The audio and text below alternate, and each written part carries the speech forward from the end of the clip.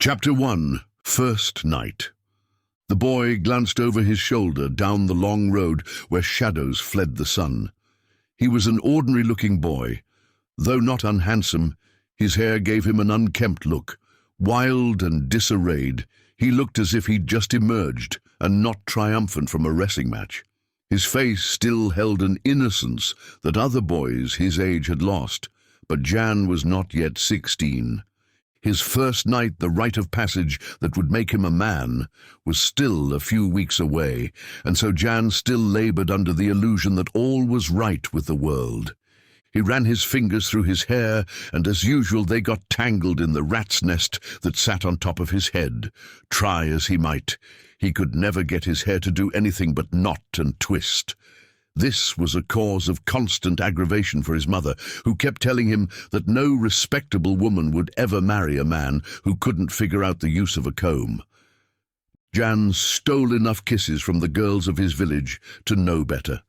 Whatever his mother said, the girls of SOMMERSTONE seemed to like him well enough. But girls, let alone marriage, were not on Jan's mind at the moment. Important business, to be specific. A man's business had fallen to him that very morning despite his youth, and brought him here a day's walk from his home. Miller's Down was larger than his own village. Almost it could be called a town. Almost. But there were no towns in the Eastlands. Towns were too large, too hard to track the comings and goings of everyone, so of necessity it was populated by villages and hamlets. It was safer that way. High walls made of stones piled on top of one another towered above Jan. The walls surrounded all but a few buildings that stood outside, isolated, vulnerable. They were sheds, of course. No one lived outside the walls of their village. Miller's Down was a fort, as was Jan's own village, as were all the villages and hamlets of the Eastlands. People bustled past him, jarring him in their haste to enter the walls, offering mute apologies as they glanced nervously over their shoulders, gauging how long before the sun set. Jan looked back a moment too, and saw the sun was already touching the horizon. He drew in a deep breath, pulling in the sense of the unfamiliar place. Oddly, he felt more fear at the prospect of entering the unfamiliar village than he had at making the journey. The dangers of the road during daylight were small, and he'd left early enough to reach Miller's Down before sunset. He remembered his mother's words, their warning echoing in his ears. "Stay to the road and don't go out after night and you'll be fine. Elita and Sul will put you up for the night and then you come straight home tomorrow. Be sure you thank them for their hospitality and be on your best behavior. If I hear you've been rude, you'll have your reckoning." She ran her fingers through his hair, trying to bring some order out of its chaos, but after a few moments of fussing gave up. She pulled him close, hugged him tightly as she whispered in his ear, "You come home, safe, to us. Do you hear?" She released him and wiped her eyes with her apron. "You promise me. You come home, safe." Jan nodded. "I could make it there and back today if Da let me have a horse." He didn't like to see his mother cry. She shook her head. "You know he needs them to get the crops in. The nights have been cool, and we can't risk a frost." Jan shook off the memory and adjusted the pack on his shoulders. He stepped through the gates and into Miller's Down. Though he'd been here 2 or 3 times before with his father, he couldn't remember where the smithy was and had to ask for directions. A few minutes later, he was standing on the doorstep of Sul's forge. Sul was a big man, and he stood covered in sweat that glistened red from the light of the fire. Tallow, his son, who was about Jan's age, worked the bellows. Both men had their shirts off, and Jan could appreciate why. The forge felt like an oven. The young man working the bellows spotted him and called out a greeting that the constant ringing of Sul's hammer drowned out. Jan waited for the tall blacksmith to finish whatever he was working on before stepping forward. After a minute or so, Sul turned and spotted him as well. Using a pair of tongs, he lifted a long shank of glowing metal and doused it in a large barrel of water. Setting the tongs down, he wiped his hands on the heavy leather apron he wore and nodded in Jan's direction. "How can I help you, lad?" "I'm here to settle my father's debt, sir. Far Ulwin, you shoed some horses for us last month." "Oh yes, I remember. And how's your village blacksmith faring? Not riding any horses, I hope. I can't be the blacksmith of two villages forever."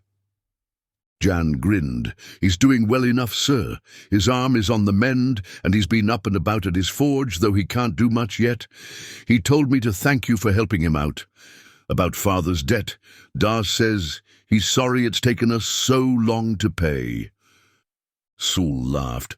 "Well, Thomas may be a fool, and only half the smith I am, but he is my brother, and he said some very nice things about your family, so I wasn't worried about getting paid. I knew your Dar would come through with it when he had it.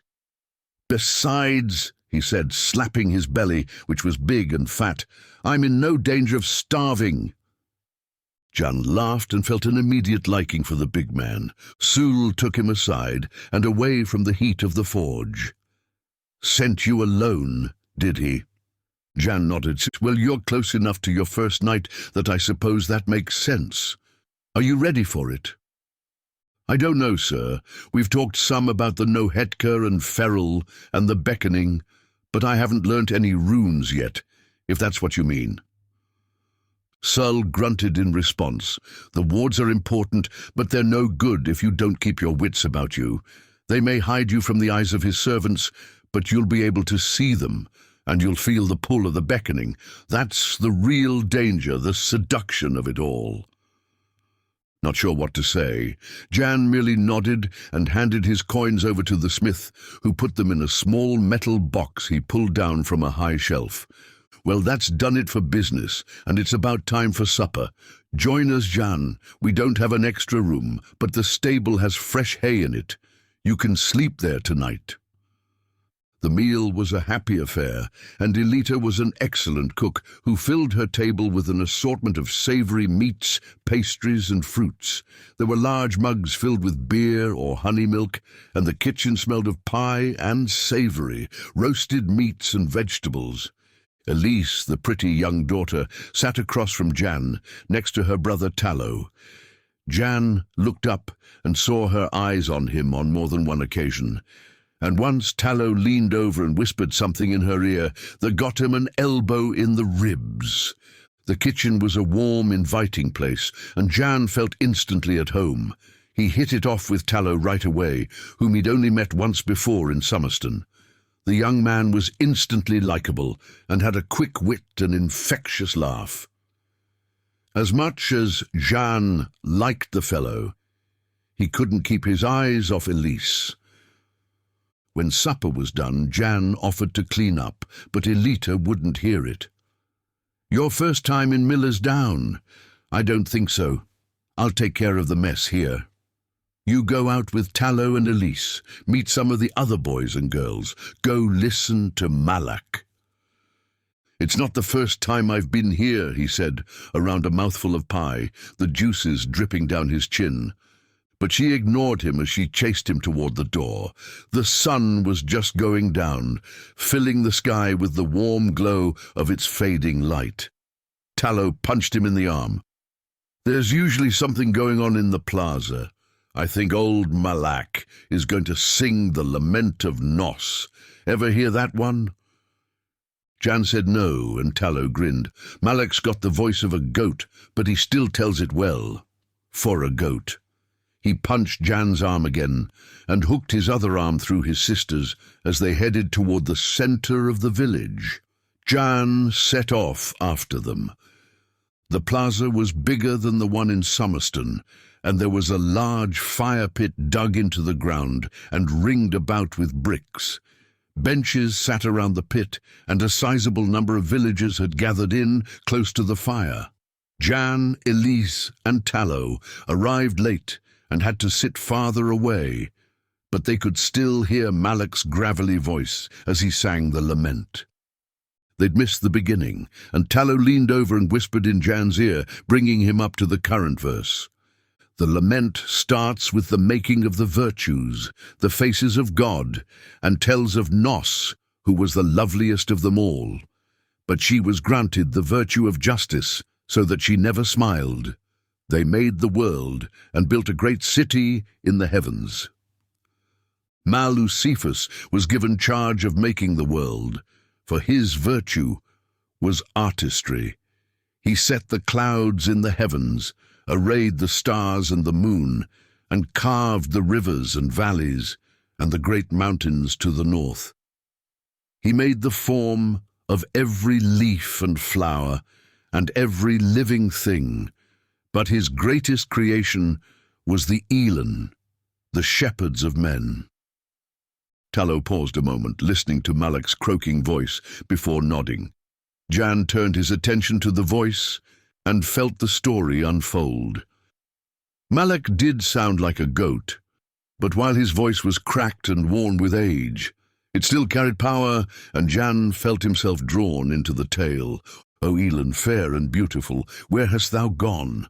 Grace was thy form, and gentle the look in thine eyes, beauty serene, and evening splendour paled near thy face. Sweet were bitter waters in thy mouth, thy voice beckoned the summer rains. In thy presence no sorrow found, in thy sight joy and happiness only. In thy grace beauty grew shamed and hid her face. In thy words wisdom and truth resided. O Elan, fair and graceful thou, in the spring of life, thy flower waste plucked, thy beauty despoiled, anger furled thy brow. The betrayer came and sang sweet lies to thee, and sowed a seed of poison in thy fertile womb, that beckoned to all that was foul. What treachery could so deceive, so pure, so free, as were the Elan, who but a virtue bereft of virtue could so despoil thee? They are fallen who once were exalted, they are gone who were eternal, they are vanished and the world weeps. Lucifer's traitorous virtue, who threw down the graces of heaven. O Elan, fair and beautiful, where hast thou gone? To treachery and betrayal and doom. O Elan, fair and graceful no more, thy bloom is withered, the frost of winter has fallen on thee. O Elan, fair and beautiful, where hast thou gone? To Nos's judgment, and forgotten but not unremembered. O Elan, fair and beautiful, where hast thou gone? Beneath cold, cruel ground, and the world is less without thee. Malak's voice fell silent. No one stirred in the plaza. Jan looked around and saw tears in the eyes of those who had gathered. His own eyes stung from the tears he'd held back. Malak's voice was worn and withered, but the lament of Nos carried a power that transcended the speaker and touched the audience on a deeper level than could be reached by sound alone. Malak sang other songs, but none held the same power as the lament, and after a while Jan, Tallow, and Elise left. Jan stayed close to Tallow's sister. Elise was younger than he was by about a year, and he thought she was rather pretty. Tallow was about his age, but had already become a man, having undergone the rite of passage a month ago. As Tallow led him around showing him the sights, which were remarkably few, they came across a dozen other boys.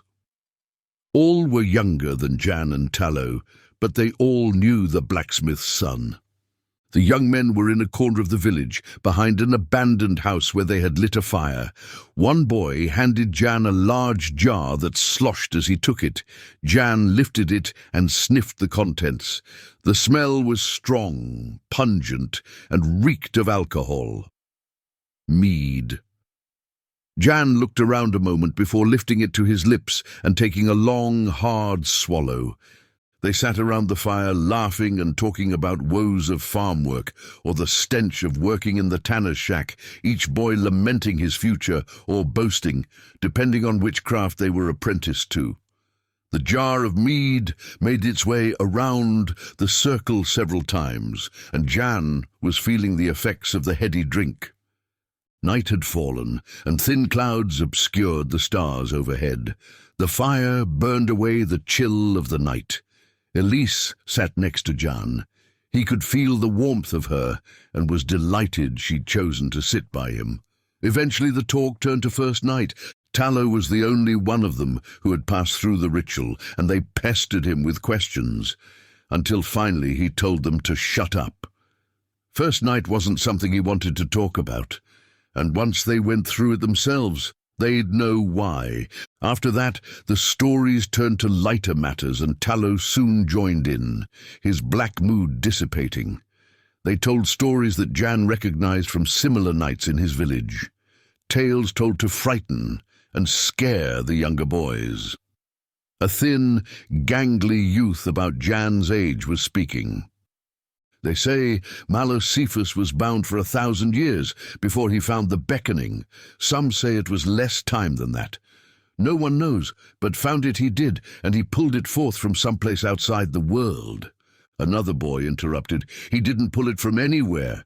It's his evil spirit that rotted and festered until it burst. That's where the Beckoning comes from. No, that's wrong. A chorus of boys chimed in.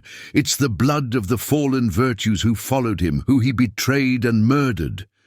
Another voice, high and shrill. It's the blood of the Elan, not the virtues, stupid. The tall, gangly boy waved them all to silence. It doesn't matter where it comes from or how Mallocephus found it, only that he did, and bound it to his will. It pours out at night after the sun sets, and wherever it finds the dead, it fills their bodies, quickens their flesh, and they wake to walk the land. Of course, behind these walls, we're safe from his servants, the nohetka, but they prowl the night, looking for the stray wanderer who is caught outside. Drawn to their life, the nohetka hunt them and kill them. Sometimes the mind lives after they die, and then a feral is born. Elise moved closer to Jan and gripped his arm, her hand shaking ever so slightly. The gangly boy continued. We're safe from them too, though they have cunning, which the nohetka lack. The runes keep them at bay, unless they've failed. If the wards are worn and weak, sometimes one gets through. It creeps through the shadows, flitting here and there, until it comes upon a young maiden and grabs her. Elise screamed as a pair of arms suddenly encircled her and pulled her away from the fire. The other boys erupted in gales of laughter as she spun and hit her brother, the owner of the arms, as hard as she could. Very funny, Tallow. I can't wait to tell Dar. I'm sure he'll get a big laugh. The look on Tallow's face showed his father wasn't likely to laugh if he heard about this. Tallow drew Elise after him to calm her down, talking anxiously in subdued whispers. Jan watched them for a moment before turning back to the fire. A boy leaned over and grabbed his leg. Jan, have you ever been over the wall? His speech slurred, and Jan was sure the boy had drunk more than the others had. Jan shook his head, which sent it spinning. He'd taken several passes at the mead as well. Want to go? You're closer to first night than any of us. Don't you want to know what it's going to be like? Jan hesitated. The night meant death. The walls and the rune wards were the only thing that kept the Beckoning at bay, and the only thing they had to fear inside them were ghost stories told around the fire. Jan looked over his shoulder to where Tallow and Elise were quietly talking. She didn't look angry anymore, and Jan really wanted to be with her, but the other boys were chanting his name. Jan, Jan, Jan, Jan. Don't worry, we'll tie a rope round you in case you fall. Besides, there've been some Thai year here for about a month. They've been hunting every night. Doubt there's anything to see anyway. Full of youth and mead, heady with the excitement of being on his own, Jan let them talk him into it, and 15 minutes later was perched in the branches of a tree that grew close to the wall. A rope tied loosely about his waist dangled below, and was clutched by the sweaty hands of his compatriots, most of whom were at least as drunk as he was. Jan edged out closer to the wall as the branch he stood on bent under his weight. When he was close enough, he reached up with one hand and grabbed the edge. Letting go of the tree, he put his other hand on the wall and pulled himself up. His arms shook as he struggled to get his head over the top. He twisted and swung his leg up, hooking it on the edge. And then he was on top, lying with his face pressed against the cold stone. He turned his head and looked out into the night, felt its cold breath on his cheek as the weight of the night pressed down on him. And then he felt it. He twisted his torso around, rolled and sat up as he swung his legs over the edge. With his back to the village, he stared out into the black abyss. The moon hadn't risen, and the overcast sky hid the world in shadow so that he couldn't see anything. But he heard sounds, and he felt the taut pull of something that reached inside him and ignited his blood with desire. It sucked at the air in his lungs like a deep, throaty, impassioned kiss, and his heart skipped a beat before it began to pound furiously at his ribs. If he wasn't drunk before, he was now, intoxicated by something far sweeter and potent than mead. He felt it tugging at his flesh, beckoning him to plunge into the night. If he fell from the wall at this height, he'd probably break his neck, but Jan didn't care. The pull was too strong. He leaned forward, eyes closed, as he fell into the embrace of the night. There was a sharp pull at his waist as the rope went taut. He heard voices calling out to him, but they were faint, distant things, and then with a jerk he was over the wall on the side of light and life and all that was human. In an instant the beckoning was shut out, torn from his flesh by the wards that guarded Miller's Down, and Jan felt himself falling. He hit the ground with a thud that knocked the wind out of him. Some boys were laughing, but it was forced. Others gathered in a circle around him, concern and genuine fear in their eyes as they asked him what happened. Had he seen anything? Jan shook his head, the echoes of the beckoning still trembling in his flesh. No, nothing but the night. I just slipped, that's all. The lie felt uncomfortable in his mouth, but he didn't want to admit he'd succumbed so easily. He had seen nothing. That was true, but he'd felt it, and was terrified at how easily it had taken hold of him. One boy offered his hand as he helped Jan to his feet. Others slapped him on the back and handed him the jar of mead. Jan took a long drink and tried to keep his hands from shaking. He wasn't sure if it was because he feared or desired what lay on the other side of the wall, and that frightened him more than anything else did. Tallow and Elise had gone off, and Jan spent the night with his new friends, talking about Mala Cephas and the virtues as the stars plodded in their millennial track, hidden behind a veil of clouds. The eastern horizon was turning pale when Jan finally stumbled into the blacksmith's stables and collapsed into the hay. His dreams were filled with unremembered longings and the sweet, intoxicating allure of the night. Jan woke to a voice and bright sunlight streaming in through a crack in the ceiling of the stable. He felt like someone had snuck in while he slept and stolen his head, replacing it with a lump of pain. The sunlight stabbed him in the eyes, and he squinted, groaning aloud. Straw had worked its way into his clothes, in spite of the blanket he'd wrapped around himself, and the blades made his skin itch. Elise knelt next to him, gently shaking his shoulder. "Come on, Jan, time to wake. You spent a late night with the other boys, and judging from the smell of you, you drank more than your share. Hurry, it's late, but if you leave now, you can make it home before sunset." Elise stood and nudged him one more time with the toe of her bare foot. "Hurry along now. Mother has baked some sweet rolls for your trip home, but if you don't come along quick, I'll feed them to the pigs." He growled at her once, but she just dug her toe into his ribs and then danced out of his way when he lunged for her. That was a mistake, and Jan nearly fell on his face. Grimly, he struggled to his feet. "You've missed breakfast, but I might have a stale crust and a cup of dirty water you can have before you leave."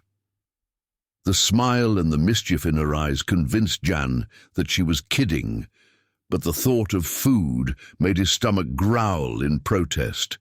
He doubted he'd be able to eat anything the way he felt. She darted out of the stable, and Jan stood on unsteady legs as he pulled his shirt off and shook the straw out. He heard laughter behind him, and turned to see Elise had returned and was standing at the entrance to the stable, his pack in her hands. Jan blushed and quickly pulled his shirt back on. His head was pounding, and he felt woozy. Elise stepped forward and set the pack down by his feet. She barely came up to his chest, but she leaned against him and stood on tiptoe as she reached up to pull the straw from his hair. He could feel the straw in his pants as well. The scratchy blades had worked their way down the back, but he couldn't do anything about that until Elise left. "I'm glad you came, Jan," Elise whispered in his ear. Jan nodded and mumbled something in return. Thanks, maybe, or me too. But 2 seconds after he spoke, he couldn't remember what he said. Elise's hand pressed against his chest, and the scent of her hair filled his nostrils. She finished plucking the last straw from his hair and stepped back. She smiled and said, "You're a mess and rumpled too, but you'll do.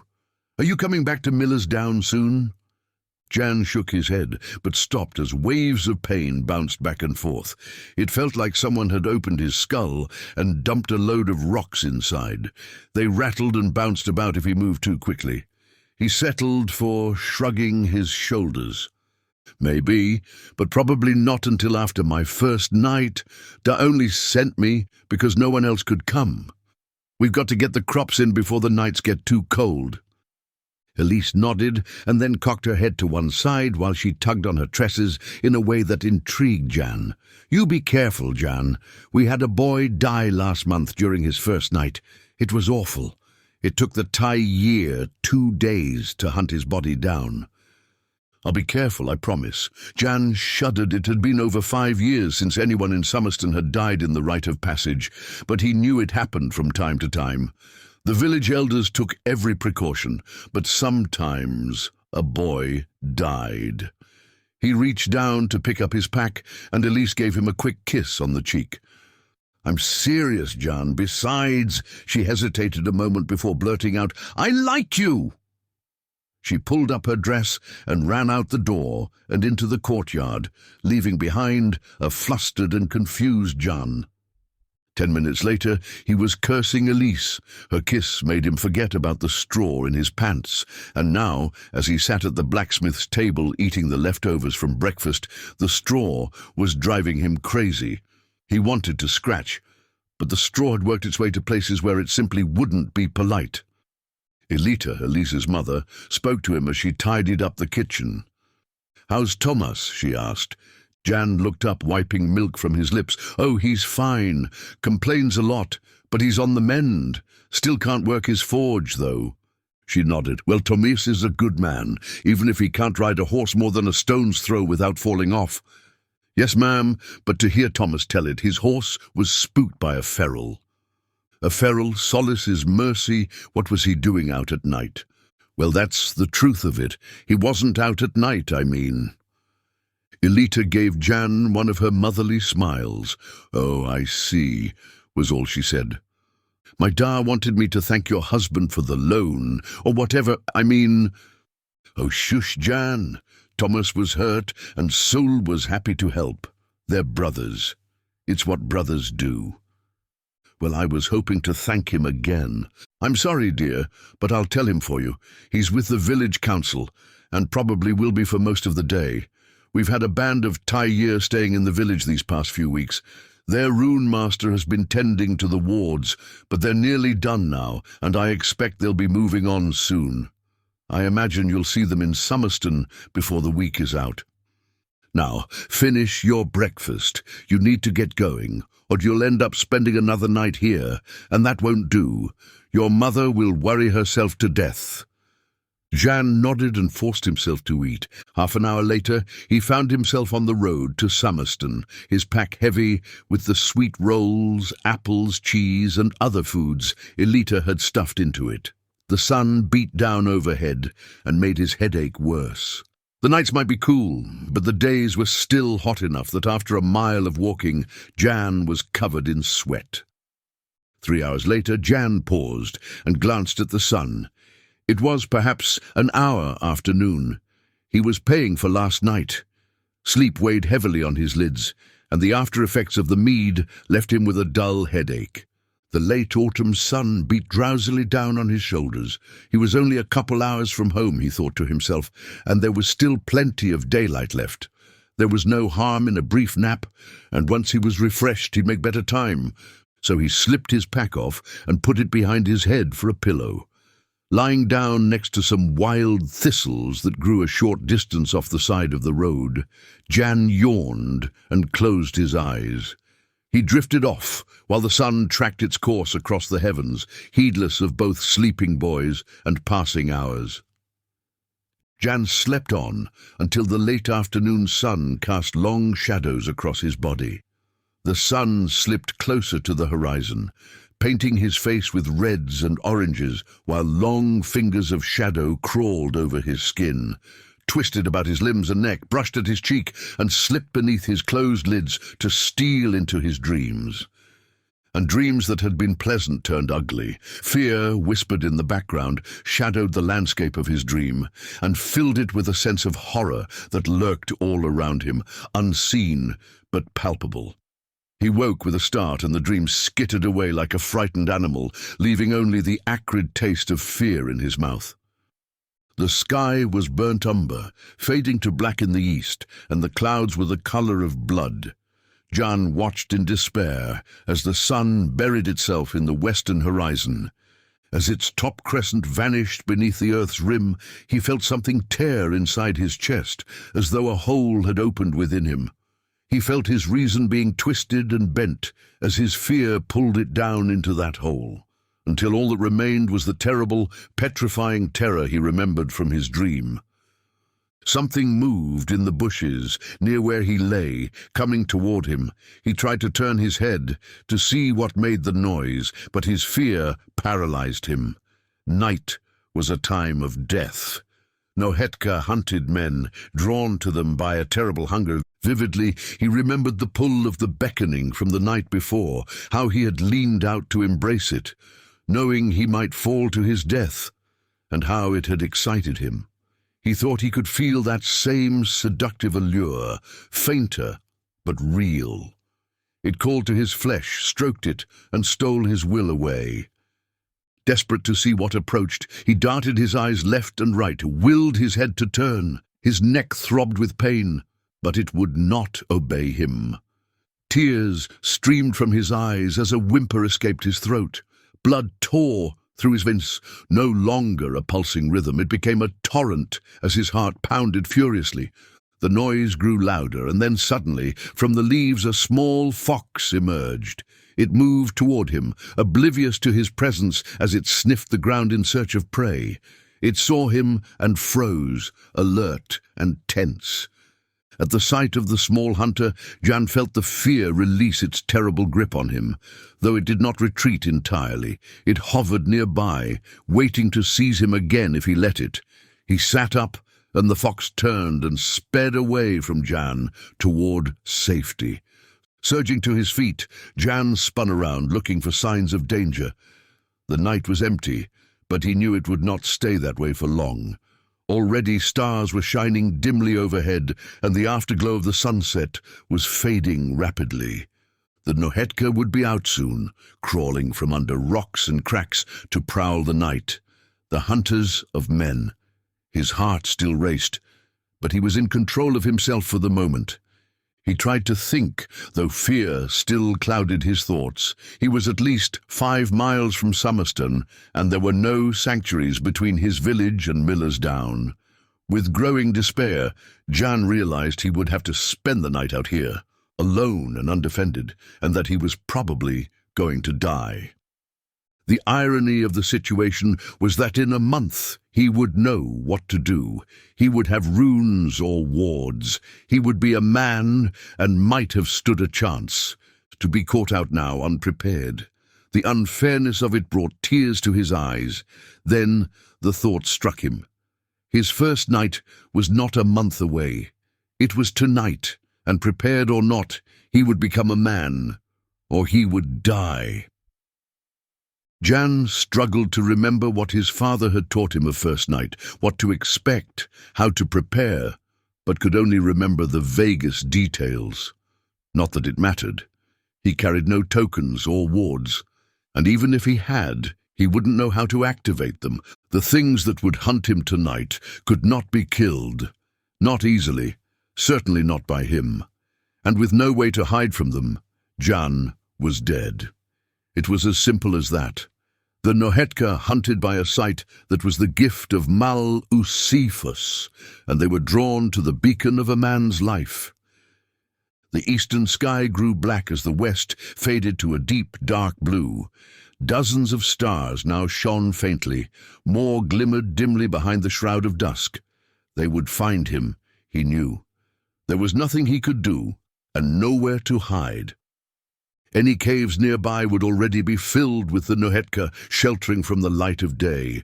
There were no homes, no houses. Men worked their fields by day, but kept to the rune-warded walls of villages at night. Panic seized his mind, freezing it as it had frozen his limbs only moments before. It blurred his thoughts, made it hard to recall his father's words, and then, in a flash, he had it. Though their bodies were perfectly preserved by the beckoning, the nohetka had no mind. They were puppets, deadly but witless. Without a rune circle or warded walls, there was no way to hide from them. They could chase you for hours without growing weary so that you could not outrun them. But they were mindless husks. The simplest barriers were insurmountable obstacles. It wasn't much, but the memory gave Jan some hope. If he could find something to hide behind, a barricade, anything, he might survive the night. He glanced at the sky. Only the faintest colors remained. It had faded almost to black, and the world was disappearing into the dim grey of twilight. Except for a few scattered trees and outcroppings of rock too low to offer any real protection, the land was barren. Despair was threatening to overwhelm him again when his eyes fell on one tree larger than the rest. It was tall, and the lowest branch looked to be at least 15 feet off the ground, maybe more. It was 40 or 50 yards from where he stood, but it was his only hope. Jan grabbed his pack and threw it over his shoulder as he ran for the tree, pleading for Solace's grace, not that the virtue was likely to hear him, or to answer if she did. He ran through the twilight. It was almost completely dark now. Sounds came from all around him, things moving in the night. His reason told him it was only nocturnal animals stirring, but his fear turned them into nohetka. Fear also put speed into his feet. Unable to see the ground he ran over, Jan fell twice, scraping his hands and forearms as his ankle twisted on a stone or his foot caught on a root. He ignored the pain that throbbed in his ankle, the blood oozing from the gravel embedded in his palms. He ran even faster. He reached the tree and, using the speed of his mad run, leapt for the lowest branch and fell short, his fingers grasping at empty air.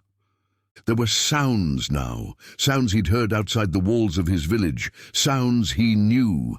The nohetka was stirring. They did not moan or cry or weep at their fate.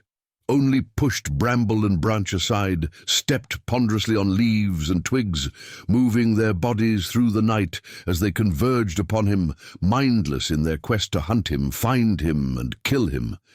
His only hope lay in a tree branch, just out of reach. No matter how high, his fear made him leap. The hole in his chest opened again. It sucked at hope and life, and he felt himself pulled back down into it. But though it had caught him once, Jan was still a child of the world. The nohetka were as common as the stars that now blazed brilliantly overhead. He was angry at himself for stopping, angry at his foolishness, and he fed that anger, let it grow and burn in his heart.